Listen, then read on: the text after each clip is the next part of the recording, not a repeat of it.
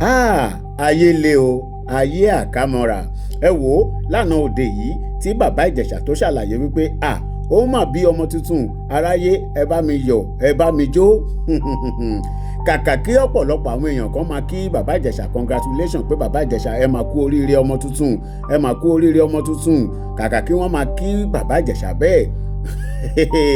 Investigation lóríṣiríṣi làwọn kan máa ti lọ bẹ̀rẹ̀ báyìí o, nítorí ọmọ tí bàbá Ìjẹ̀ṣà bí.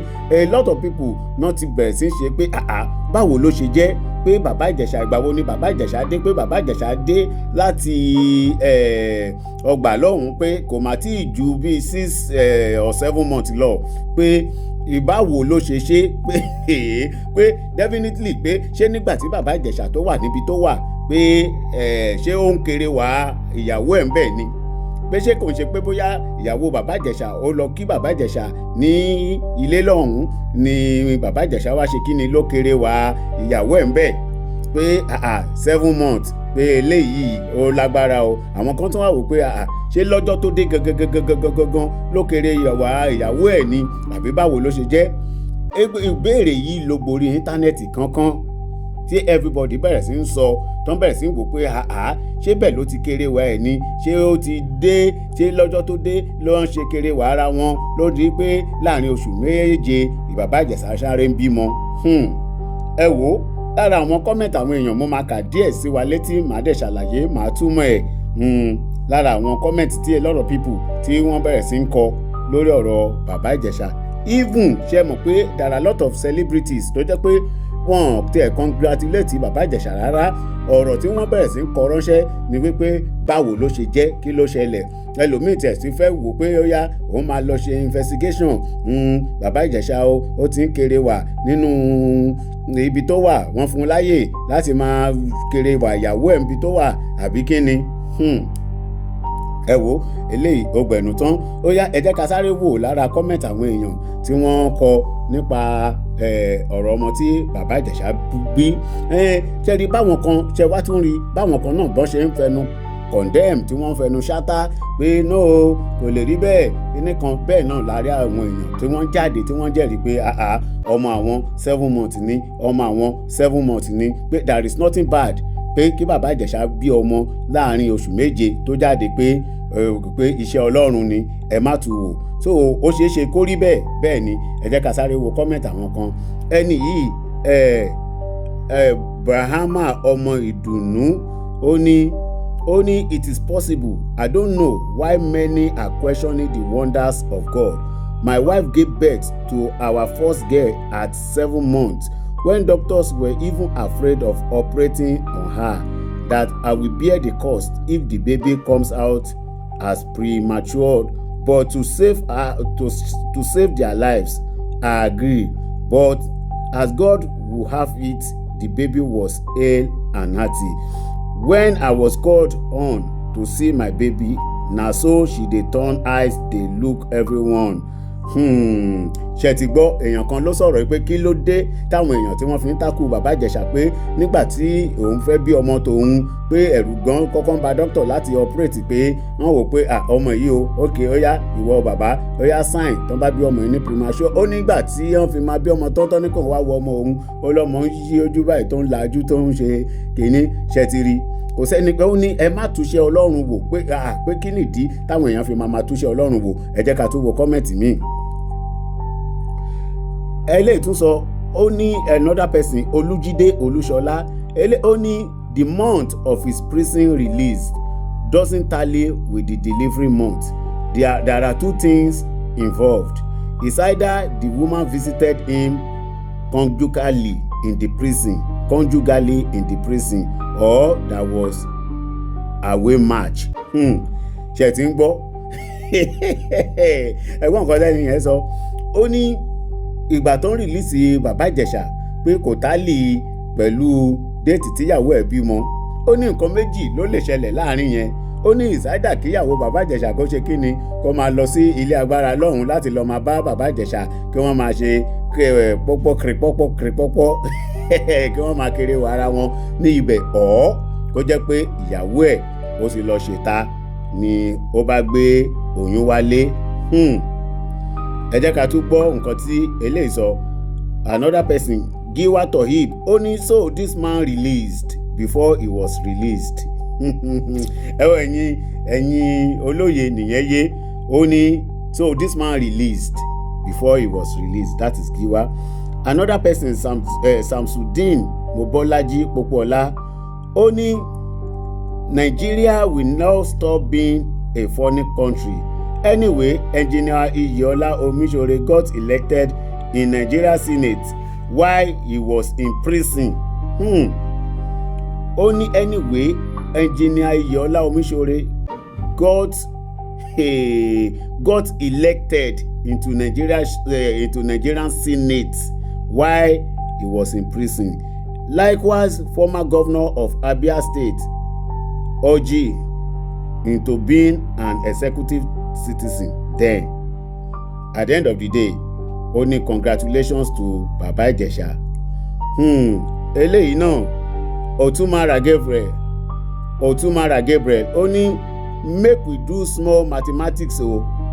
November then release am from prison. June wife don born. How now? Somebody say power. Ẹ ti ń gbọ́ àwọn ọmọ Nàìjíríà ó ní ó yẹ ká ṣe mathematics ní orí ibẹ̀ yẹn. Tẹ̀tí ń rí. Eléyìí ní this is Funmilayo Balogun ó ní princess will be in severe pains now.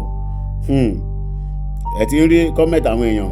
Eléyìí ní I know people will start calculating month for him as if he's going to pay them.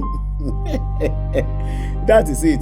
You see, that is what a lot of people have been doing. Let's be sincere with ourselves. Nǹkan tí ọ̀pọ̀lọpọ̀ ti ń ṣe nìyẹn pé how come November, June, tábà wò okay, November, December, that is 2 months.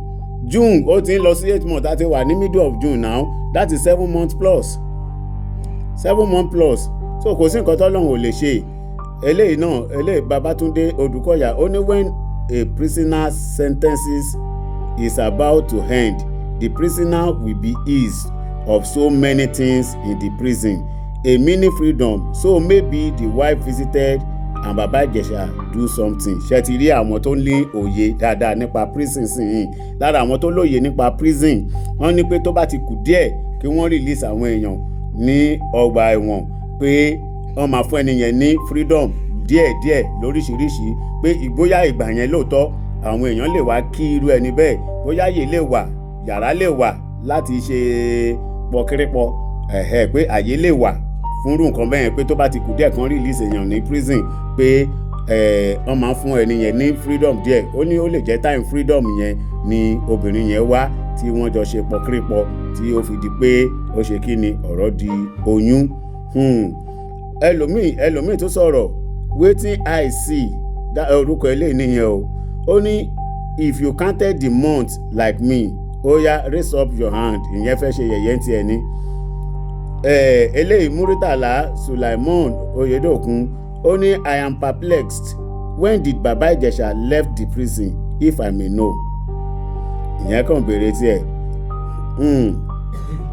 Ẹ wá gbọ́ nǹkan tẹ́lẹ̀ tó wá sọ Vincent Eromosele ó ní if Tinubu fit senior in daughter with 11 years then who are you?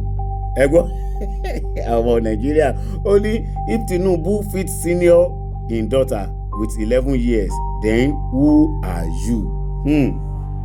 Ẹ wo bí tóun tún gbé tiẹ̀ lọ so ẹ jẹ́ ká tún wo ìmí Samson Temi Arobami ó ní I've already calculated the month for him o seem the woman follow him to prison. Òrìṣẹ́ ti rí àwọn èèyàn ó ní òun ti bá wọn calculate iye oṣù náà ó ló dà pé obìnrin yẹn tẹ̀lé Bàbá Ìjẹ̀ṣà lọ sílé ńlá oníkálukú tí à ń kọ tiẹ̀. Stella Udo ó ní miracle no dey tire Jesus we are all seeing wonders. Eléyìí Charles Ọpẹ́yẹmí Ọládépúpọ̀ ó ní if they explain Nigeria drama for you and you understand you must be a born again. Ṣé rí oríṣiríṣi àlèká tán ẹ jẹ́ ká filẹ̀ báyìí.